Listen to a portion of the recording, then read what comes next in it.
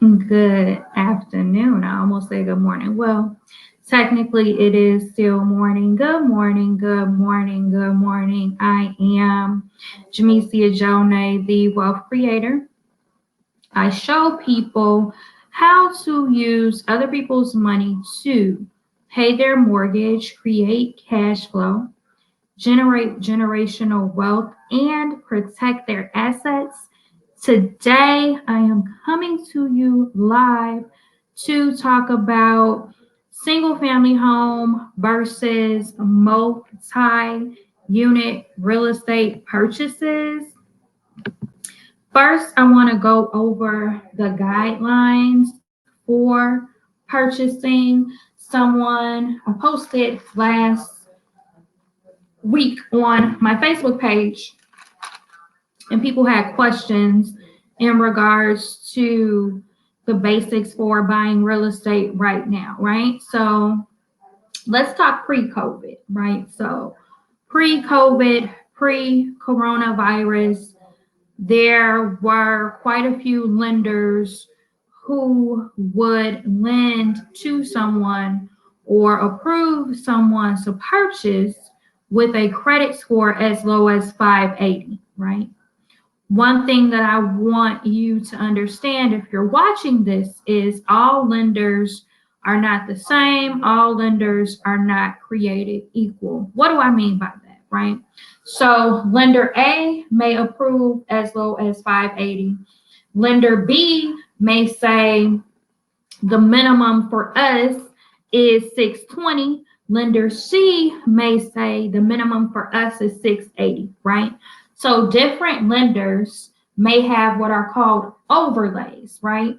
So pre-COVID, FHA said the minimum credit score 580. So there are lenders out there that will take the minimum credit score.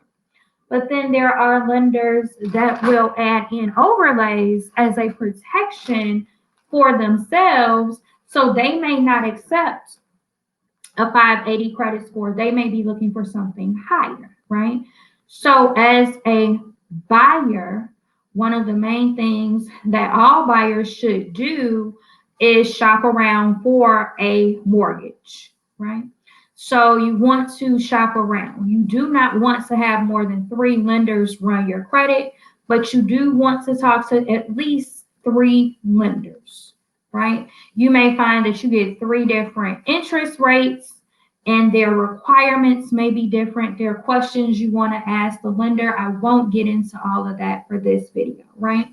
So to get a pre-approval, pre-qualification at this point, usually what happens is an individual will call or email a loan officer.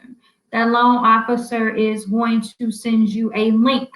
With that link, you're going to put in your information, your name. Soon as you put in your social security number and you give them permission to, they are going to run your credit, right? When they run your credit, so they run your credit and they've also asked you how much you make annually, and you're putting your gross income. So they run your credit, and based on what you said your gross income is, they're able to determine your debt to income ratio.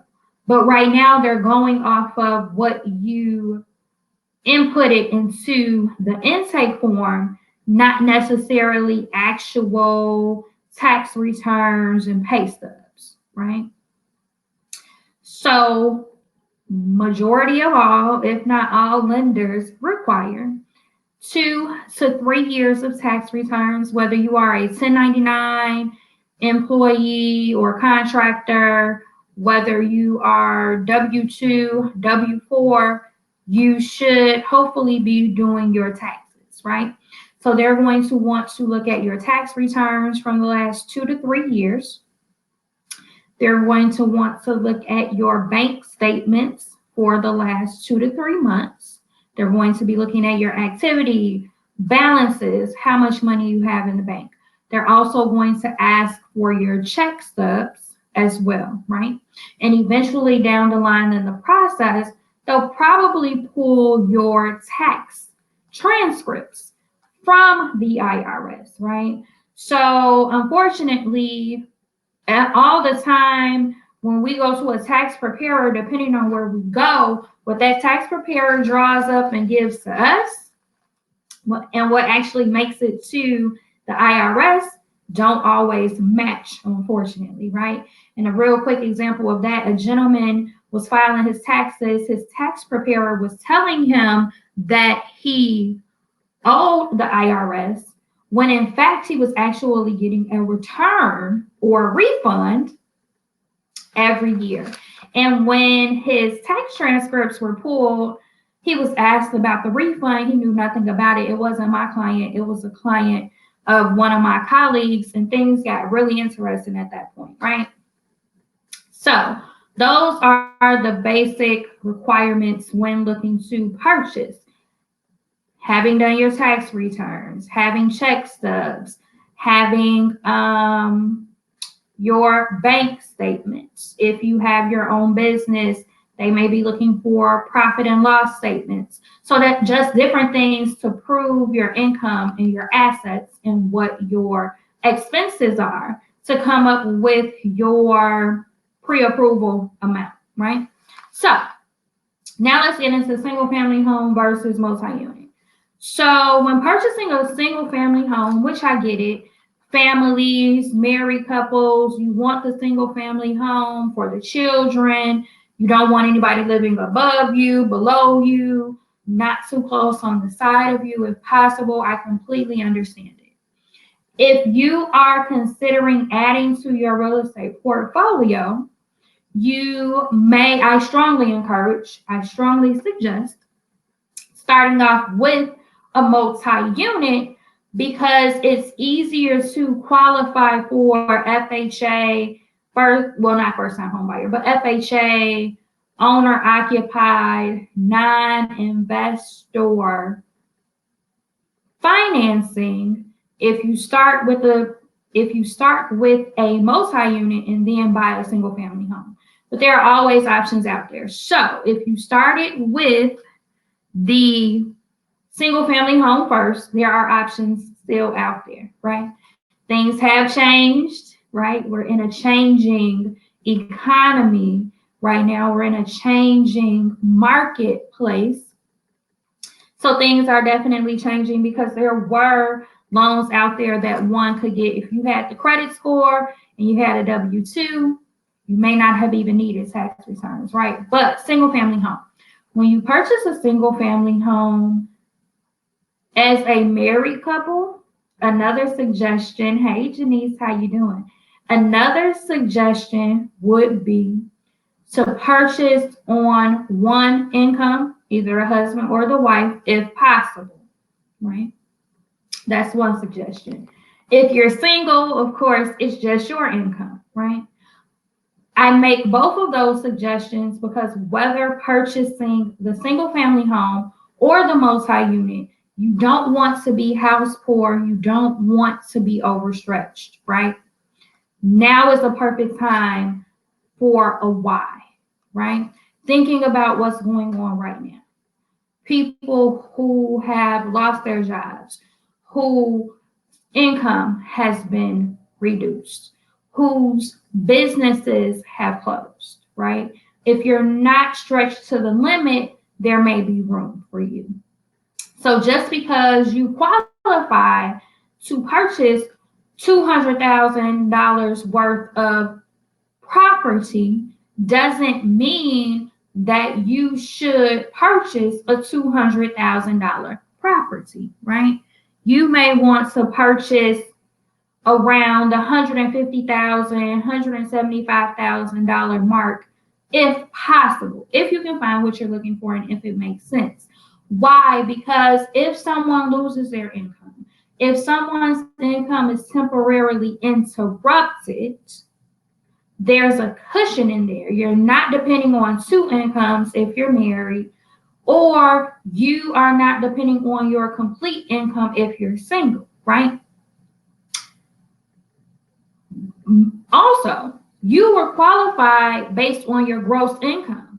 You don't bring your gross income home anyway, right? So if you're qualifying If you're being qualified based on your gross and you know that you bring home your net, you don't want to buy as much home as you qualify for because you don't bring all of that money home to begin with, right? So that's just something to be mindful of. We don't want to be house poor. We want to take these things into consideration when purchasing a single family home. Whatever option you feel is best is the best option for you. I understand when it comes to a multi-unit, some people say, I don't want to be a landlord. I don't want to fix toilets. I don't want to do this. I don't want to do that. I've been a landlord. I've never fixed a toilet. I've never fixed much of anything, right? I did hire and have in my Rolodex or have on call a handyman. So if you are considering purchasing a multi-unit or even a single family home, having a handyman is great, right? Being back in my home, right? Being back in my home, things have needed to be fixed. So have a comment here. It says, I really want to purchase a single family home coming out of this pandemic. Can you purchase using business tax returns? If you are going to purchase as a business, can a business purchase real estate? Yes. Can an individual use any of the first time home buyer grants and programs that is purchasing with their business tax returns? No, right? So when doing business tax returns, depending on how you are running your business and how the taxes work, if they're completely separate from your personal, fine, right? But at the same time, credit is going to be considered. Your personal credit may be considered. So what do I mean by that? A business can invest, right? So articles of incorporation, EIN number, business tax returns. A business can invest, right? However, there may need to be a personal guarantor, right? So an individual using their personal credit as a guarantee that if the loan is defaulted on, the lender can come after the individual or the lender can pursue the individual, right? This is a bonus tip, has nothing to do with this video, but it ties in. A lot of people say our current president and different people who have filed bankruptcy are not good businessmen. They're actually great businessmen, right? Because when a business enters into a contract agreement, if that business goes bankrupt and the business doesn't have any assets or any money, no harm, no foul, right? Although that business still owes, the business has been dissolved, the individual is okay. The individual can go and start another business, right? So, multi-unit. Difference between purchasing a single family home and a multi-unit. When you purchase a single family home and a two-flat, well, no, don't even want to say that. Well, when you purchase a single family home or a two-flat, the process is or has been the same. Things may have changed, right? Prior to COVID, if you were purchasing a two-flat or a duplex, as it's called outside of Chicago, a duplex, you did not need to have reserve funds. And I'll talk about what reserve funds are, right? If you purchase a 3-flat or a 4-flat, you are going to have reserve funds. What do I mean by that?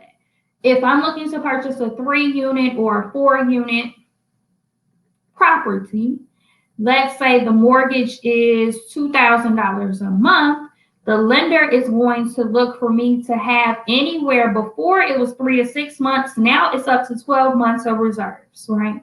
So the lender is looking for me to have anywhere between $6,000 and $24,000 of reserves. This reserve can be in a 401k, IRA, etc.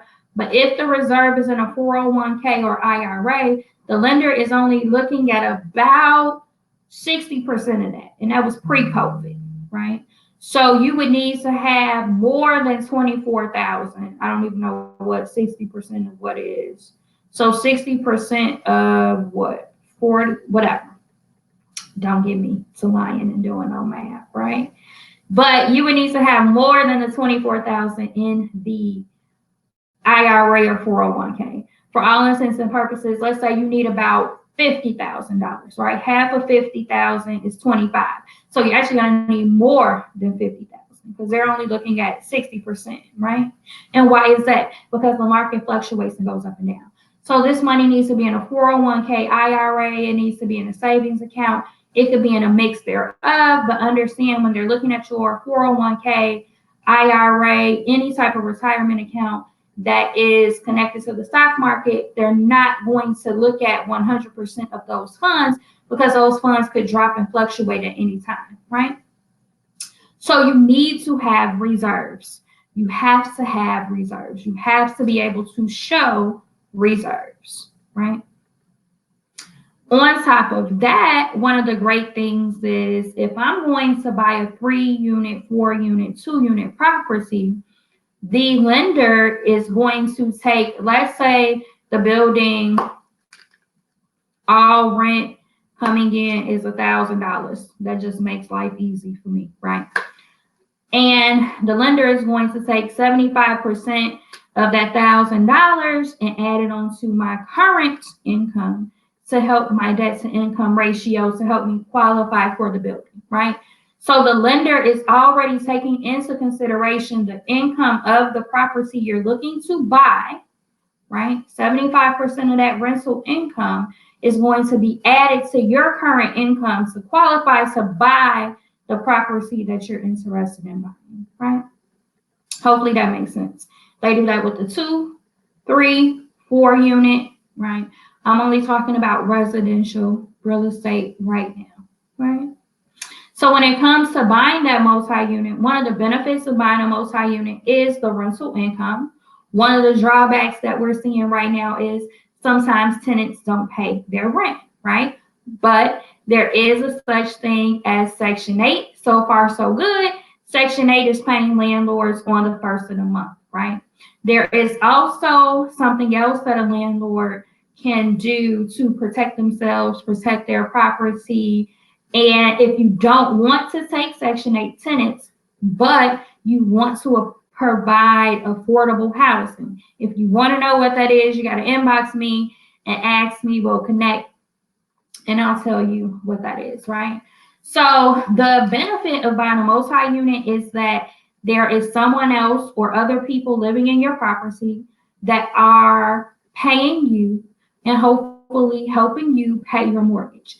If not, they're paying the entire mortgage and you're able to save whatever money you were paying for rent. Ideally, what should happen? If you buy a multi-unit property, let's say you're paying rent right now, your rent is $1,200. You buy a 3 or 4 unit building, your tenants cover the mortgage, taxes, insurance, all the expenses for the building. Ideally, the $1,200 that you were paying for rent before, you should be saving, investing, putting to work for you in some kind of way, right? So if something happens like what's going on now, and one of your tenants needs to miss a rental payment or whatever, you can cover it, right? The other thing that I've said before, and I'll say it again, whether you're buying a single family home, 2 flat, 3 flat, or 4 flat, make sure that you can afford the mortgage, specifically on a multi-unit. Make sure that you can afford to pay the mortgage on your current salary, whether or not a tenant pays a dime of rent or not, right? What are we seeing right now? Tenants, like, the mortgage is the landlord's responsibility and housing is a right, and I'm not paying my rent, right? Hopefully nobody is running into that, but it does happen. Do you want that to happen? No. Are there ways to mitigate risk and do things like that? Yes. Great ways to protect yourself is to ensure that you can cover that mortgage payment on your own, whether or not your tenant pays rent or not. Best case scenario, all your tenants pay rent and they are paying your mortgage, your interest, your taxes, your insurance, any maintenance that needs to be done, right? So single family home, it's just you, your income, right? Multi-unit, you have the income of others and hopefully they're paying your mortgage. you're able to save your money, right? So purchasing a multi-unit can be an asset because you have money coming in every month. Purchasing a single family home is not an asset because you have money going out every month, right? People say, well, what about equity, appreciation? If your credit, I just read somewhere, it's not all lenders. Some lenders right now are not even allowing a cash out refi, right? So that means that people are sitting with equity in their property. Depending on who their lender is saying, great, you've done a great job. You've made extra payments. You've built your equity up. But right now at this time, you don't have any access to that money, right? So there are better things that you can do with your money, taking this into consideration. Whole nother live video I'm going to do. Taking this into consideration instead of doubling up on mortgage payments. Let me figure out how to pay my mortgage right away. Not saying you don't want to pay your property off. That's not what I'm saying. But there's a better place to put your money or better places to put your money because people right now that pay extra payments, let's say somebody was paying double payments every month for 2019. January 1, they lost their job. The lender could care less that you technically paid all of 2019 and all of 2020. They want their money every month. So you paid double payments. You have this credit. You may have built some equity. One, the lender still wants their money by the 15th of this month. Two, the lender is saying that extra money that you paid that is in your property, you don't have access to it, right? So just something to take into consideration. I threw that in there. Let me get back on track. That could be a whole live video on its own, right? So, single family home though. If your only reasoning is you don't want to change a toilet, you don't want to fix things, whether you buy a single family home or whatever property you buy, either you're going to have to fix it or you're going to have to call somebody to fix it. So if it's a multi-unit, it's a matter of getting a handyman out to take care of your tenant's property. Or it's a matter of getting a handyman out, licensed professional, etc., to come take care of your single family home, right? I am not against individuals buying single family homes. I understand why families buy single family homes. If you are going to buy a single family home and you are married, try to buy it solely off of one of the spouse's income, right?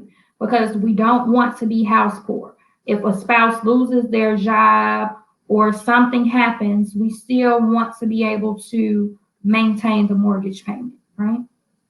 Thinking about buying a multi-unit, same thing, and buy within your affordability. What can you afford to pay monthly, whether or not your tenants pay their rent or not, right? Great example of this, married couple. I assisted them, I want to say last year. Might have been 28. No, it was last year, right? They bought their single family home. They were married. The wife bought the single family home based on her income, her credit only, right? Few years down the line, husband is ready to purchase. Husband purchased a 2-unit property, right? He is now a first-time home. He's still a first-time home buyer because he's not on a deed or a mortgage. So he was able to, he actually got $20,000 in grant money. He still had to bring money to the table. He has a 2-flat property, fully occupied with tenants. His mortgage, interest, taxes, and insurance payment is about $1,000, a little under $1,100, a little under $1,100. He can afford that $1,100 on his own, whether or not his tenants pay their rent or not, and him and his wife can still afford their mortgage payment on their home. After they bought the 2-unit property, they went and invested in another property and did a flip, right? So they own a single family home, they're landlords, and now they're in the flipping business, right?